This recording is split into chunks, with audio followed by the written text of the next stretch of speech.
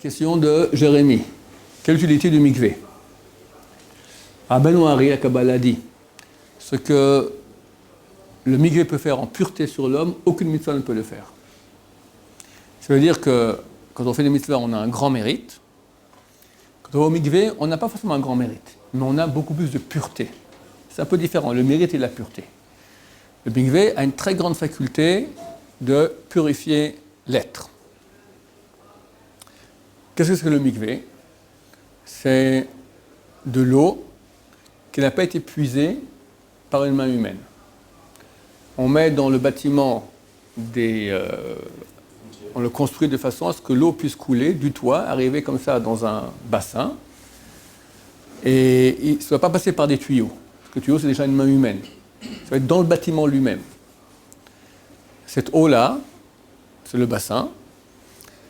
On peut utiliser de l'eau qui a été puisée du robinet avec une pompe, d'accord, donc avec main humaine, et on peut la mettre en contact d'une certaine façon, on appelle ça neshika, on fait embrasser l'eau du mikvé avec une autre eau, et l'autre eau devient cachère, ça devient un vrai mikvé aussi. Parce que si durant toute l'année, on va tous se tremper dans l'eau de pluie qu'on a récoltée quand il a plu, ben après une semaine, l'eau elle est nauséabonde. Alors qu'est-ce qu'on fait? On a un bassin, on a un petit trou qui doit faire au moins une largeur de deux doigts, et les eaux s'embrassent. Et toute l'eau qu'il y a dans le bassin devient cachère comme un mikvé. Après, quand l'eau devient sale, parce que tout le quartier a trempé dedans, on bouche le bassin de l'eau de pluie, on vide l'endroit, la piscine, tout le monde se trempe, on nettoie, on remplit d'eau qui est propre, on ouvre de nouveau, et le mikvé il est cachère. Et là, ça veut dire quoi? Vous avez dit qu'il y aurait bien un régi, qu'il n'y a pas... On ne peut pas se purifier comme avec le mikvé. Il n'y a aucune chose qui purifie autant que le mikvé. Et le limud Torah? Le limud Torah, il expie les péchés. C'est du feu. Le mikvé, il purifie. C'est des choses différentes. Ça purifie. Le limud Torah, il ne purifie pas? Il purifie aussi beaucoup, absolument. Mais le mikvé, il purifie. Hein? Pas autant que le mikvé. Le mikvé, par certains aspects, il est plus grand que tout. Donc c'est bien d'aller au mikvé. Mais ce n'est pas obligatoire. Du temps du temple, où on était vraiment pur, on devait se purifier pour manger des taharot, des choses qui étaient pures, telles que la trouma, ou bien des sacrifices, des kochim. On ne pouvait pas le manger si on n'était pas pur, alors il fallait se purifier. Et tous les systèmes de purification finissaient par le mikvé. La seule chose qui nous reste aujourd'hui, où vraiment il y a une purification qui est obligatoire pour le mikvé, c'est la femme qui est nida. Une femme qui a eu sa menstruation, elle doit faire un processus de mikvé qui finit par le mikvé. Tant qu'elle n'a pas trempé au mikvé, elle est impure. Ça veut dire qu'une relation avec elle est sanctionnée par le karet. Elle va au mikvé, elle devient pure pour son mari. Pour son mari, je précise. Donc c'est extrêmement important que le mikvé soit super cachère. Les mikvés pour femmes, on fait beaucoup plus attention. Par exemple, chez les hommes, on mettra une fois qu'on a fait l'embrassade entre le bassin et l'eau de la piscine, on peut reboucher. Chez les femmes, jamais. Pourquoi? Parce qu'on a peur que peut-être ça n'a pas été ouvert. Elle trempe dans de l'eau qui n'est pas de mikvé. On ne voit pas, elle ne sait pas. Parce que quelqu'un oublie d'ouvrir le bouchon. Donc elle trempe que si le bouchon est ouvert.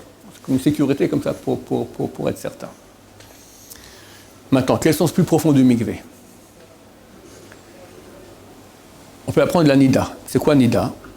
Nida, c'est les lettres Nun Dalet Hashem. Nun Dalet Hei. Hei, c'est la dernière lettre du nom de Dieu. Il est écrit que cette lettre-là, le Hei, correspond à la Shrina, qui est en exil. Elle est séparée des trois premières lettres du nom de Dieu, Yud Kei Vav. Quand la femme est nida, elle part aussi en exil. Une partie de son âme, c'est quoi impure? Un éloignement de Dieu. C'est pas qu'elle est sale ou autre chose, jamais de la vie. C'est un éloignement de Dieu. Pourquoi? On va expliquer aussi. Parce qu'elle avait en elle une capacité d'amener la vie. Et quand elle devient nida, qu'est-ce qui se passe? Toutes les parois de l'utérus qui se préparaient à recevoir un éventuel fœtus se désagrègent.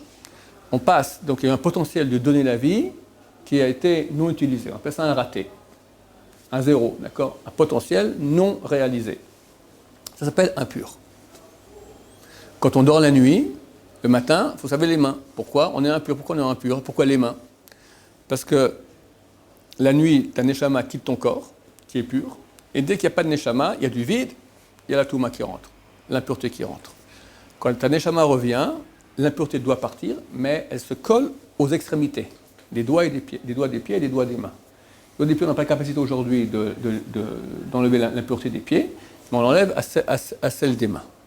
De même, la femme, quand elle est nida, vu qu'elle a eu ici un potentiel de vie, comme notre neshama, qui est parti, alors vient les forces impures en elle, c'est pour ça qu'elle n'est pas bien, une femme qui est indisposée, forcément elle est assez irascible, elle n'est pas de bonne humeur, etc. Pourquoi ? Parce qu'elle est habitée par des forces impures, elle se purifie de cela, entre pour au mikvé. Qu'est-ce qui se passe ? Alors ça c'est le nad-hei, nida, nad-hei. Le hei, nad signifie partir, navanad. Caïn, il a été maudit, qui sera navanad, qui sera errant, toujours loin, en exil. Le hei est en exil. Nida signifie nad-hei. Le hei est parti en exil. Mikvé, c'est 4 lettres. Mem, kuf, vav, hei. Mem, c'est maim, même mot. L'eau. Kav, c'est une ligne. Hei vers le hei. Grâce au mikvé, on se rebranche avec une ligne qui nous rattache au hei du nom de Dieu. Et donc, elle récupère maintenant sa sainteté qu'elle avait auparavant, sa pureté. Pour les hommes, il n'y a pas de mikvé obligatoire du tout. Du temps du temple, quelqu'un qui a une relation avec sa femme, ou pire, une pollution nocturne, ou pire, volontairement, il est impur. Toumat kir, on appelle cela. Il doit se purifier au mikvé. Ça n'existe pas aujourd'hui, parce qu'on n'a pas le temple. Néanmoins, les sages d'Israël, voyons que c'est extrêmement important, cette pureté du mikvé, après quelqu'un s'il a une relation avec sa femme, ou une pollution nocturne, il a une impureté sur lui-même. Parce qu'il a, de nouveau, là aussi, il y a une partie de vie qui l'a quitté. Donc il y a une certaine impureté sur lui. Alors c'est bien qu'il a au mikvé. Pourquoi ce n'est que bien ? En fait, un temps c'est obligatoire. Du temps, il y a 2000 ans environ, 2200 ans, les sages d'Israël ont dit c'est obligatoire, quelqu'un qui a une relation avec sa femme, d'aller au mikvé. C'est un décret des sages d'Israël, c'est pas obligatoire, parce qu'obligatoire seulement si tu veux être en pureté pour manger de la trouma ou manger des sacrifices. Si ce n'est pas le cas, il n'y a pas besoin. Alors on dit chaque fois qu'il y a une relation, c'est obligatoire. Pour qu'il y ait plus de pureté dans le peuple d'Israël. Vu que c'est un décret des sages d'Israël, on a une loi qui dit, si il y a un décret des sages d'Israël, que la majorité des juifs pratiquants n'arrivent pas à pratiquer, pas les non-religieux, on s'en fout, les pratiquants n'arrivent pas à pratiquer, ce décret est annulé. À l'époque, il n'y avait pas de mikvé comme aujourd'hui, chaud, sympa, avec l'eau propre. Il fallait aller dans la grotte, en plein hiver. Le pauvre type, il a eu une relation avec sa femme au mois de décembre. Allez, vas-y, avant de faire la prière, il faut être en pureté. Va dans la grotte au milieu de la nuit. Il fait un froid très terrible. Il fait déjà 0 degré. L'eau, c'est aussi 0 degré. C'était héroïque. Le peuple n'a pas tenu le coup. Donc, ça a été annulé. C'est juste très, très, très bien. À condition qu'on ne rate pas la prière pour cela. Il y en a qui ont pris sur eux le mikvé. Mais il va au mikvé, il rate la prière. Ça ne marche pas comme ça. C'est bien, mais tout ce qui n'est pas obligatoire ne doit jamais empiéter sur l'obligatoire. Donc on fait la prière comme il faut bien de A à Z. Si quelqu'un il peut se lever suffisamment temps à aller auparavant au mikvé, surtout si il y a une pollution nocturne, c'est extrêmement conseillé. C'est écrit dans le Rav Frida, il dit que celui qui a une pollution nocturne, c'est le même jour. Il va au mikvé, il fait une grande chouva, le démon qu'il a créé est effacé. Baruch Adonai, Amen.